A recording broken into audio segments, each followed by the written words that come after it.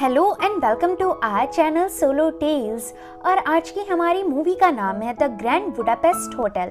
ये एक crime drama movie है और इस मूवी को IMDb पर 8.1 की रेटिंग मिली हुई है। तो चलिए शुरू करते हैं मूवी की बेसिक प्लॉट लाइन। मूवी की स्टार्टिंग में हम लॉरेन नाम की एक लड़की को ग्रेवयार्ड में जाता देख पाते हैं। लॉरेन एक स्टैचू के पास जाती है और अपने पॉकेट से एक चाबी निकालकर उस स्टैचू में टांग देती है। दरअसल ये स्टैचू एक फेमस ऑथर का था और लॉरेन ऑथर को श्रद्धांजलि देने आई थी। यहाँ लॉरेन के हाथ में द ग्रैंड बुडापेस्ट नाम की एक नॉवल थी और इस नॉवल को इन्हीं ऑथर ने लिखा था। अब मूवी फ्लैशबैक में जाती है जिस वक्त ऑथर जिंदा थे। ऑथर अपने इंटरव्यू में बता रहे थे, लोगों को लगता है कि राइटर अपनी स्टोरीज को मनगढ़ंत लिखते हैं, पर असलियत इसके बिल्कुल अलग है। मैंने ये कहानी उसी तरह से लिखी है जैसे मुझे बताई गई थी। ऑथर फ्लैशबैक के जरिए बताता है कि साल 1968 में मैं बहुत दूर कहीं घूमने गया था। वहाँ पर मैंने एक होटल में रूम लिया। उस होटल का नाम द ग्रैंड बुडापेस्ट होटल था। उस होटल में बिल्कुल भी चहल पहल नहीं थी और न ही बात करने लायक कोई आदमी था, इसलिए ऑथर रिसेप्शनिस्ट से बात करके टाइम पास कर रहा था।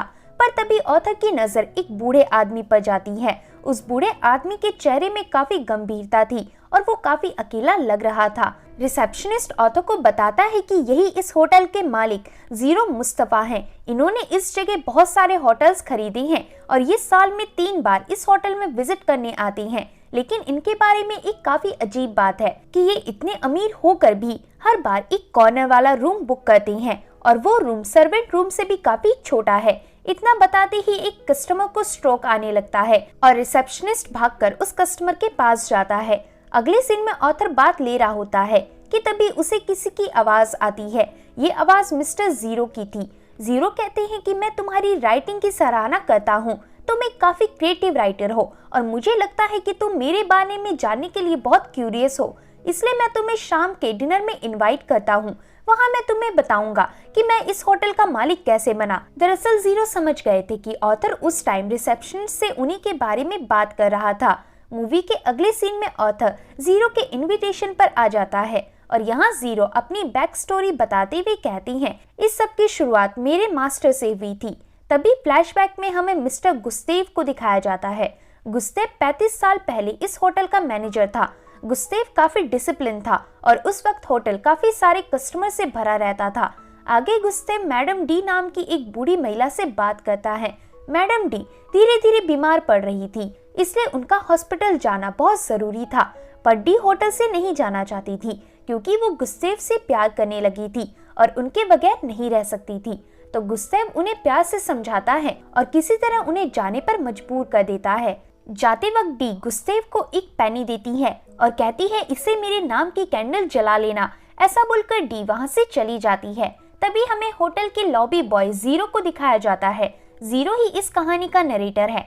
आगे गुस्तेव जीरो को अपने पास बुलाता है और पूछता है, तुम कौन हो? जीरो कहता है, सर मैं यहाँ का नया लॉबी बॉय हूँ और मिस्टर मॉशर ने मुझे यहाँ कल से काम पर रखा है। तो गुस्तेव मॉशर को आवाज देता है और उनसे पूछता है, क्या आपने इस लड़के को हायर किया है? मॉशर कहता है, इसने लॉबी बॉय बनने की जिद की थी, इसलिए हमने इसका ट्रायल लेने के लिए इसे यहाँ काम पर रख लिया। तो ये सुनकर गुस्तेव कहता है कि अब फैसला मैं करूंगा कि इस होटल में तुम काम करने लायक हो या नहीं। गुस्तेव होटल में जीरो से कुछ सवाल करता है और उन सभी सवालों में जीरो फेल हो जाता है। लिफ्ट में चढ़ते वक्त गुस्तेव आखिरी सवाल पूछता है, तुम लॉबी बॉय क्यों बनना चाहते हो? जीरो कहता है कि ये लोगों का सपना है कि वो इतने बड़े शानदार होटल में काम करे, इसलिए ये मेरा सौभाग्य है। तो इस जवाब से गुस्तेव इम्प्रेस होता है और उसे काम पर रख लेता है। कुछ ही दिन में गुस्तेव जीरो को होटल के सारे रूल्स और लॉबी बॉय क्या काम करती हैं, किस तरह डिसिप्लिन में रहती हैं, इस बारे में अच्छे से समझा देता है। जीरो गुस्तेव के साथ काम करते करते नोटिस करता है कि गुस्तेव होटल में आने वाली सभी अकेली ओल्ड लेडीज के साथ अच्छा बर्ताव करता था, यहाँ तक कि वो उनसे फिजिकल बॉन्डिंग भी रखता था और इसके बदले में वो लेडीज उसे काफी बड़ा फंड देती थी। जीरो आगे बताता है कि बुडापेस्ट होटल का ओनर कौन है, इस बारे में किसी को नहीं पता था, लेकिन हर महीने उस शहर के जाने माने लॉयर मिस्टर कोवेक्स होटल के मालिक का मैसेज उन तक लेकर आती थी। जिस दिन कोवेक्स होटल में ठहरा था उसी दिन उस होटल का बिजनेस मैनेजर रिसेप्शन में केक ऐड करने की डील लेकर आया था। फिर सीन एक केक शॉप पर शिफ्ट होता है इस शॉप में सिर्फ उस शॉप का मालिक और केक मेकर अगाथा काम करती थी। अगाथा उन केक को बनाकर ग्रैंड बुडापेस्ट होटल में डिलीवर करने भी जाने लगी थी। आगे एक दिन जीरो को न्यूज़पेपर लाता दिखाया जाता है, लेकिन तभी जीरो की नजर एक न्यूज़ पर जाती है। इसे देखकर जीरो बहुत तेज भागने लगता है और भागते हुए गुस्ताव के कमरे में जाता है और उन्हें न्यूज़पेपर देखने को कहता है। न्यूज़पेपर में लिखा था कि मैडम डी की मृत्यु हो गई है। इसे देख गुस्ताव कहता है कि मुझे मैडम डी के फ्यूनरल में जाना होगा और तुम भी मेरे साथ चल रहे हो, क्योंकि मुझे कोई चाहिए जो मेरा बैग उठा सके। फिर ये दोनों मैडम डी के घर जाने के लिए एक ट्रेन में बैठते हैं, पर अचानक से ट्रेन बीच रास्ते में रुक जाती है और वहाँ पर कुछ ऑफिसर्स डॉक्यूमेंट चेक करने आ जाते हैं। गुस्ताव अपना डॉक्यूमेंट दिखा देता है, लेकिन ऑफिसर जीरो का भी डॉक्यूमेंट चेक करता है। तब गुस्ताव बताता है कि जीरो की फैमिली नहीं है और आप इसे सिर्फ एक माइग्रेंट होने पर अरेस्ट नहीं कर सकते। तो वो ऑफिसर जीरो को बाहर आने को बोलता है, पर गुस्ताव कहता है ये मेरे साथ है, आप इसे नहीं ले जा सकते। तो पुलिस वाले जबरदस्ती जीरो और गुस्ताव को पकड़ लेते हैं, लेकिन तभी एक शोर सुनकर उनका चीफ इंस्पेक्टर हैंकल्स वहां आ जाता है। हैंकल्स की गुस्ताव से जान पहचान थी, इसलिए वो अपने ऑफिसर्स को उन्हें छोड़ने को कहता है और कहता है कि आपके कलीग के पास ऑफिशियल डॉक्यूमेंट नहीं है, इसलिए वो कहीं विजिट नहीं कर सकता। ऐसा बोलकर हैंकल एक स्लिप में साइन करता है और उसे गुस्ताव को दे देता है। जब तक ये स्लिप उनके पास रहेगा तब तक कोई ऑफिसर उन्हें स्टेशन में नहीं पकड़ सकता। आगे ये दोनों मैडम डी के घर पहुंचते हैं। यहाँ मैडम डी की मेड गुस्ताव और जीरो को मैडम डी के कॉफिन के पास लेके जाती है। गुस्ताव डी की मरी हुई बॉडी देखता है और उनसे कुछ बातें करता है। तभी मेड कहती है कि मिस्टर सर्ज ने आपको अपने ऑफिस में बुलाया था, उन्हें आपसे कुछ बात करनी थी। तो गुस्ताव वहां चला जाता है और एक कमरे में जाकर रुकता है। इस कमरे में मैडम डी के लगभग सारे दूर के रिश्तेदार उनकी मौत के बाद वसीयत में अपना अपना हिस्सा लेने आए थे और कोइंसिडेंटली डी की वसीयत को पढ़ने के लिए कोवेक्स को चुना गया था। कोवेक्स आगे आकर वसीयत पढ़ता है और बताता है कि मैडम डी ने अपनी वसीयत 635 बार बदली थी और उनकी आखिरी वसीयत कुछ इस प्रकार है। उनकी सारी इंस्टेट कंपनी और घर उनके इकलौते बेटे डिमिट्री और उनकी तीनों बेटियों में आधी आधी बट जाएंगी और छोटे मोटे सामान उन दूर के रिश्तेदारों में बांटे जाएंगे जिनका इस छोटी लिस्ट में नाम है। तो ये सुन सारे रिश्तेदार चौंक जाते हैं। तभी कोवेक्स आगे कहता है कि हमें लगा कि बस यही उनकी वसीयत होगी, लेकिन आज सुबह हमें एक और वसीयत मिली। उसमें लिखा था कि उनके घर की सबसे महंगी painting the boy with an apple को मिस्टर गुस्ताव नाम के किसी आदमी को दे दिया जाए। इसे सुन सभी में खलबली मच जाती है कि आखिर मैडम डी ने इतनी महंगी पेंटिंग दी कैसे। तभी गुस्ताव सामने आकर बताता है कि वो मैं हूँ। इसे सुन मैडम डी का बेटा डिमिट्री गुस्ताव के पास जाता है और कहता है तुम्हें कोई पेंटिंग नहीं मिलने वाली, पुलिस को कॉल करो और इस पर केस डालो कि इसने मेरी मॉम पर 20 साल से कोई काला जादू किया था। तो गुस्ताव डिमिट्री की इस बात का विरोध करता है। तब डिमिट्री उसे एक पंच मारता है, लेकिन तभी डिमिट्री और जीरो को भी कोई आदमी पंच मारता है। दरअसल ये आदमी यहाँ का हिटमैन जैक था। जाते वक्त डिमिट्री गुस्ताव को धमकी देता है कि तुम्हें वो पेंटिंग कभी नहीं मिलेगी। अगले सीन में गुस्ताव जीरो को बताता है कि वो पेंटिंग प्राइसलेस है और सुंदर से भी बहुत सुंदर है, हमें किसी तरह उस पेंटिंग को यहाँ से ले जाना होगा। आगे ये दोनों छिपते हुए उस पेंटिंग के पास जाती हैं। गुस्ताव जीरो को उस पेंटिंग के बारे में बताने लगता है कि वो इतनी प्राइसलेस क्यों है और ऐसा बताते बताते गुस्ताव को पेंटिंग चोरी करने का आइडिया आता है। गुस्ताव स्टूल में चढ़कर उस पेंटिंग को निकाल लेता है और उसके बदले एक दूसरी पेंटिंग रख देता है। ये दोनों पेंटिंग लेकर नीचे जाती हैं। यहाँ मैडम डी का बटलर मिस्टर सर्ज खड़ा था। सर्ज इन्हें वो पेंटिंग ले जाने में मदद करता है। सर्ज और मेड उस पेंटिंग को रैप कर देती हैं। यहाँ सर्ज अपने कॉलर से एक लेटर निकालकर उस पेंटिंग में रख देता है और जाते वक्त उन्हें वो पेंटिंग दे देता है। तभी गुस्ताव पूछता है कि आपने मुझे अपने ऑफिस क्यों बुलाया था। तो सर्ज कहता है अभी बताने का सही समय नहीं है। तो इसके बाद ये दोनों वहां से चली जाती हैं। ट्रेन में गुस्ताव जीरो से कहता है कि हम इस पेंटिंग को बेचकर दूसरे देश चले जाएंगे। इस पेंटिंग को बेचने का 1.5% हिस्सा मैं तुम्हें दूंगा। जीरो कहता है 1.5% काफी कम है। गुस्ताव कहता है इस पेंटिंग का 1.5% हिस्सा इतना ज्यादा है कि तुम इससे अपने सारे सपने पूरे कर सकते हो, पर इसके अलावा भी मैं तुम्हें मेरे साथ रहने दूंगा और अगर मैं जल्दी मर गया तो मेरी सारी संपत्ति तुम्हें चली जाएगी। ये डील हमारी बीच ही सीक्रेट रहनी चाहिए। ऐसा बोलकर गुस्ताव सोने चला जाता है। आगे अपने होटल पहुंचकर ये दोनों उस पेंटिंग को लॉकर में छिपा देती हैं। तभी वहां पर एक आदमी आकर बताता है कि आपसे मिलने बाहर पुलिस आई है।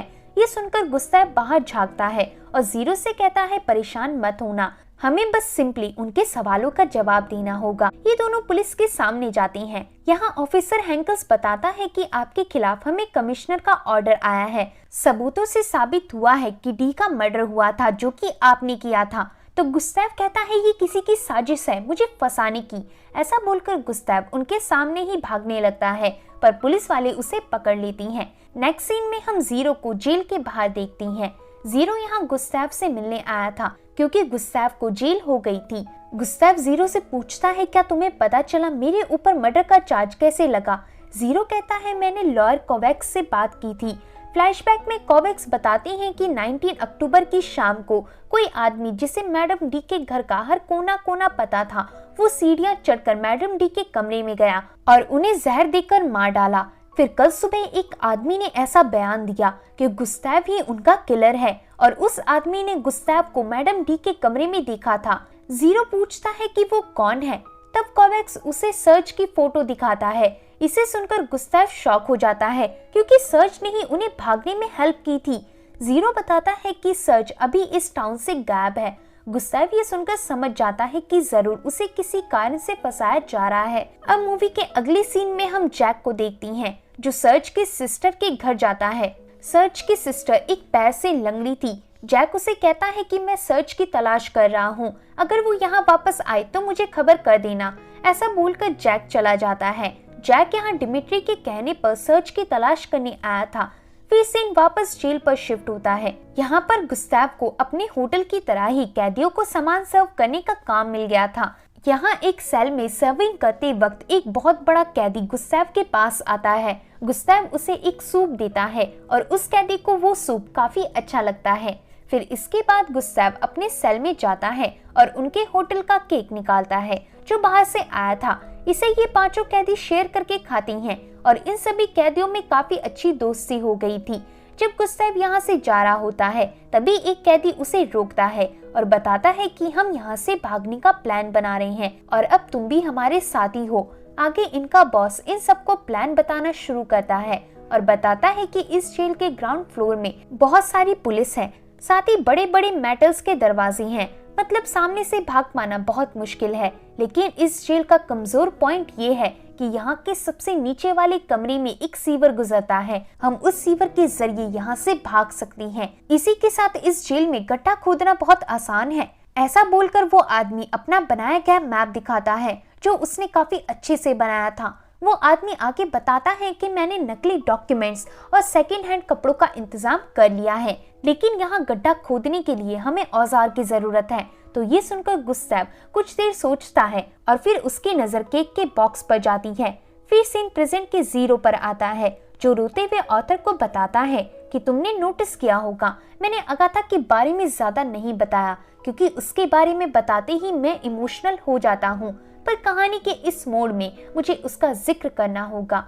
जब तक मास्टर गुस्ताव जेल में थे उस दौरान अगाथा और जीरो पास आने लगी थी और दोनों एक दूसरे से प्यार करने लगी थी। फिर जीरो के कहने पर अगाथा एक केक में औजार छिपाती है और उस केक को जेल में पास कर दिया जाता है। नेक्स्ट सीन में डिमिट्री कोवैक्स के ऑफिस में होता है। यहाँ कोवैक्स कहता है कि मैडम डी ने 2 वसीयतें बनाई थी लेकिन दूसरी वसीयत कहीं गायब है, साथ ही मिस्टर सर्ज भी इस टाउन से गायब है, हमें इस बारे में पुलिस को बताना चाहिए। तो डिमिट्री इस बात पर राजी नहीं होता और वहाँ से चला जाता है। वहीं रात के समय जीरो अगाथा को बताता है कि मैंने और मास्टर ने एक पेंटिंग की चोरी की है, लेकिन खुशनसीबी से अभी तक उस चोरी के बारे में किसी को भी नहीं पता चला है। हमने उस पेंटिंग को होटल के एक लॉकर में छिपाया है जिसका कोड इस पेपर में है और मैं ये कोड तुम्हें दे रहा हूँ। तो अगाथा इसे लेने से मना कर देती है कि मैं बस एक बेकर हूँ, कोई चोर नहीं। तो जीरो उसे बताकर उस कमरे में वो पेपर छोड़कर चला जाता है। अगले दिन कोवैक्स अपना काम खत्म करके लौट रहा होता है कि तभी उसे जैक दिखता है। कोवैक्स समझ जाता है कि जैक उसका पीछा कर रहा है, इसलिए कोवैक्स एक बिल्डिंग में जाकर एग्जिट डोर से निकलने की कोशिश करता है, पर तभी जैक दरवाजा बंद कर देता है और कोवैक्स के फिंगर वहीं टूटकर गिर जाती हैं। इसके बाद हमें कोवैक्स के जोर से चिल्लाने की आवाज आती है जिसका मतलब जैक ने कोवेक्स को मार डाला।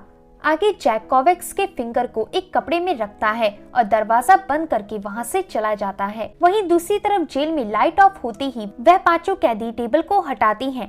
टेबल के नीचे इन्होंने एक बहुत बड़ी सुरंग बनाई थी। ये पांचों उस सुरंग के अंदर से होते हुए किचन ट्रॉली को ऑन करती हैं। इस ट्रॉली से एक ही आदमी आ सकता था, इसलिए इनका पार्टनर उस ट्रॉली से बाहर आकर लॉकर से जेल के गेट की चाबी लेता है और अपने साथियों को खोल देता है। बाहर आकर ये लोग साइड में रखी सीढ़ी उठाकर कॉरिडोर में रखते हैं और नीचे आने लगती हैं। तभी जेल का एक कैदी इन्हें देख लेता है और चिल्लाने लगता है, पर इतने में ही दूसरा कैदी पीछे से आकर उसे बेहोश कर देता है। ये वही कैदी था जिसे गुस्ताव ने सूप दिया था। गुस्ताव उसका शुक्रिया अदा करता है और फिर ये पांचों नीचे आकर जेल की खिड़की को टूल की मदद से हटा देती हैं और अपनी रस्सी से बनाई गई सीढ़ी से उस जेल से नीचे उतरकर जेल के सबसे निचले कमरे में दाखिल होती हैं। यहाँ इस कमरे के नीचे एक हुक था। इन्हें लगता है कि ये हुक सीवर का है, लेकिन खोलने पर ये एक बेसमेंट निकलता है जहाँ पर कुछ पुलिस वाले जुआ खेल रहे थे। इसे देखकर एक कैदी जल्दी से चाकू लेकर नीचे जाता है और इन्हें मारने लगता है। अंत में चारों पुलिस वालों के साथ वो कैदी भी मारा जाता है जो गुस्ताव के बुलाने पर यहाँ आकर रुका हुआ था। तभी गुस्ताव और बाकी कैदी वहाँ पास के एक टनल से बाहर निकलती हैं। वहाँ गुस्ताव सभी को जीरो से इंट्रोड्यूस कराता है, जिसके बाद इन चारों को लेने एक गाड़ी आ जाती है और ये चारों उस गाड़ी से चले जाते हैं। अगले दिन इंस्पेक्टर हैकल्स वो सुरंग देख लेता है और सभी ऑफिसर से हर रेलवे स्टेशन और ट्रांसपोर्ट की जगह पर पहरा लगाने को कहता है। दूसरी तरफ गुस्ताव एक फोन बूथ से अपने लोगों को कॉल करने की कोशिश करता है। दरअसल यहाँ से जाने के लिए जीरो बिल्कुल भी पैसों का इंतजाम करके नहीं आया था। गुस्ताव कई लोगों के साथ काम कर चुका था, इसलिए उसके बहुत सारे एम्प्लॉयज जो अलग अलग इलाकों में रहती थी वो एक दूसरे को कॉल करते हैं और अंत में उस जगह के सबसे पास रहने वाला एम्प्लॉय उन्हें वहाँ लेने आ जाता है। दूसरी तरफ डिमिट्री मैडम डी की वसीयत वाला बॉक्स लेकर नीचे आता है और यहाँ उसे बॉय विद एन एप्पल वाली पेंटिंग का पैम्पलेट दिखता है। इसे देखकर वो दीवार में पेंटिंग की तरफ देखता है और यहाँ कोई दूसरी पेंटिंग थी। डिमिट्री इसे देखकर चिल्लाता है और कहता है ये यहाँ कब से है। दरअसल डिमिट्री की बहनों को अब तक लग रहा था कि यही बॉय विद एन एप्पल की पेंटिंग है। तभी वहाँ मेड आ जाती है और कहती है कि असली पेंटिंग मेरे सामने ही मिस्टर गुस्ताव ले गए थे। ये सुनकर डिमिट्री उस पेंटिंग को नीचे पटक देता है। फिर सीन पुलिस स्टेशन पर आता है, जहां पुलिस इंस्पेक्टर बताता है कि हमें एक लंगड़ी लेडी का सर बास्केट में कटा हुआ मिला है। उस लेडी के घर में एक एनवलप था, लेकिन उसके अंदर का लेटर गायब है। तो इंस्पेक्टर हैंकल्स वो बास्केट दिखाने को कहता है और हमें पता चलता है कि जिसका सर काटा गया था वो सर्च की ही सिस्टर थी। अब सीन कट होकर जैक पर आता है। जैक ने ही सर्च की बहन का सर काटा था, क्योंकि उसके घर से जैक को सर्च का लेटर मिला था जिसमें सर्च का एड्रेस था और इसे सर्च की बहन इतने दिन से उनसे छिपा रही थी। हम गुस्ताव और जीरो को देखती हैं जो एक माउंटेन में थे और यहाँ से निकलने का रास्ता खोज रही थी। तभी उनके पास एक प्रीस्ट आता है और उनका नाम पूछकर उन्हें अगली ट्रॉली में जाने को कहता है। तो इसके बाद ये दोनों उस प्रीस्ट के बताए अकॉर्डिंग एक ट्रॉली लेती हैं, पर वो ट्रॉली बीच में ही रुक जाती है। तभी उसी के सामने एक दूसरी ट्रॉली आकर वहीं उसी जगह रुकती है। इस ट्रॉली में एक और प्रीस्ट था। वो प्रीस्ट गुस्ताव को अपनी ट्रॉली बदलने को कहता है, तो गुस्ताव ऐसा ही करते हैं। फिर उस ट्रॉली से ये दोनों एक चर्च की तरफ पहुंचते हैं। यहाँ पर एक और प्रीस्ट इन्हें प्रीस्ट के कपड़े देता है और पहनने को कहता है, जिसके बाद ये दोनों वो कपड़े पहनकर चर्च के अंदर जाती हैं। यहाँ जिस प्रीस्ट के साइड में गुस्ताव बैठा था वो प्रीस्ट गुस्ताव को कन्फेशन बॉक्स में जाने को कहता है। इधर कन्फेशन बॉक्स में सर्च था। सर्च सबसे छिपकर इसी इलाके में आया था। सर्च गुस्ताव से कहता है कि मुझे माफ करना, मेरा तुम्हें फंसाने का इरादा नहीं था, लेकिन उन लोगों ने मुझे धमकी दी थी, वरना वो लोग मेरी फैमिली को मार डालते और अब उन्होंने मेरी बहन को भी मार डाला है। असल में मैडम डी ने एक नहीं बल्कि 2 वसीयतें बनाई थी, लेकिन उन लोगों ने दूसरी वसीयत को गायब करवा दिया, पर दूसरी वसीयत की कॉपी मेरे पास है। तो गुस्ताव कहता है वो कॉपी इस वक्त कहाँ है, लेकिन सर्च कुछ नहीं बोलता और वहीं रुक जाता है। जब गुस्ताव देखता है तो सर्च को किसी ने मार डाला था। गुस्ताव साइड की तरफ मुड़ता है और उसे जैक प्रीस्ट के कपड़ों में दिखाई देता है। ये दोनों जैक के पीछे भागते हैं, लेकिन जैक यहाँ पहले से ही भागने के लिए स्की का बंदोबस्त करके आया था। इसे देखकर जीरो साइड में एक सेंटा का चैरियट देखता है और उसमें बैठकर ये दोनों जैक के पीछे भागने लगती हैं, पर एक जगह इनका एक्सीडेंट हो जाता है। इस दौरान जीरो बर्फ में फंस जाता है। यहाँ जैक गुस्ताव के पास जाता है। गुस्ताव बर्फ की खाई में गिरने वाला था और जैक उसके साइड की बर्फ अपने पैरों से तोड़ रहा था।